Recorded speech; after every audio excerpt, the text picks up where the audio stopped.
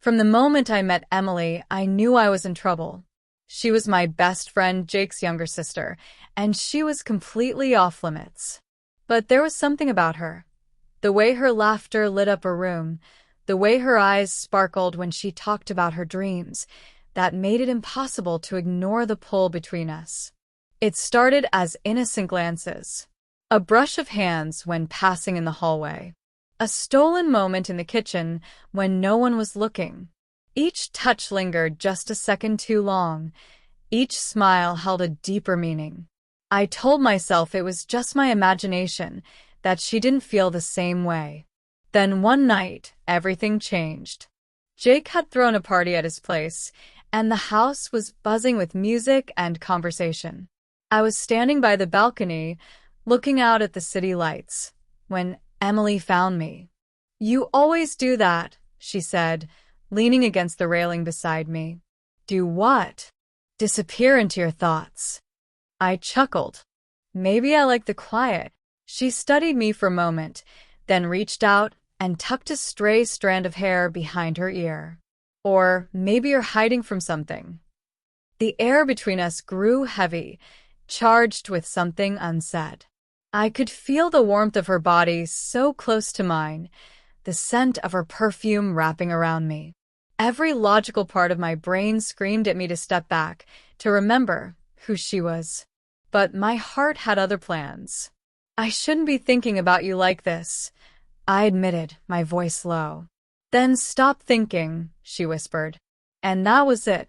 The moment I lost the fight, I reached for her, my fingers tracing the line of her jaw before tilting her chin up.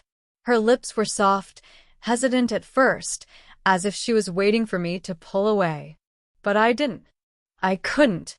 The electricity between us ignited, and suddenly, the world faded away. Her hands rested against my chest, gripping the fabric of my shirt as if she needed something to hold on to. The night air was cool against my skin, but her touch sent warmth flooding through me. Time slowed, each heartbeat loud in my ears as I deepened the kiss, savoring the sweetness of the moment. Somewhere in the house, the music shifted, a new song playing in the background, but it barely registered. My entire focus was on her, on the way she leaned into me, on the way her breath hitched when my fingers trailed lightly down her arm. She pulled away slightly, her eyes searching mine. "This is crazy," she murmured, her lips still inches from mine. "I know. What if Jake finds out?" I swallowed hard, the reality of the situation creeping in. Jake was like a brother to me, and this was a line we weren't supposed to cross. But standing there, with Emily looking at me like I was the only person in the world, I knew there was no turning back. "I don't know," I admitted. "But I do know that I don't want to stop." She exhaled slowly, then gave a small, knowing smile. "Me neither."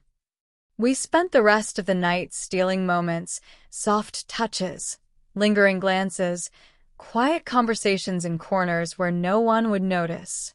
It was thrilling, intoxicating, and completely reckless. But it was also real. Every touch, every whisper, every heartbeat, it all meant something. As the night came to an end, I walked her to her room, my heart pounding. She hesitated at the door, looking up at me with uncertainty. I reached for her hand, giving it a gentle squeeze. "Good night, Emily." She smiled, stepping closer for one last, stolen kiss. "Good night." As I walked away, my mind raced with everything that had happened, with everything that could happen. I knew this was just the beginning. And no matter what came next, one thing was certain. I couldn't resist my best friend's sister.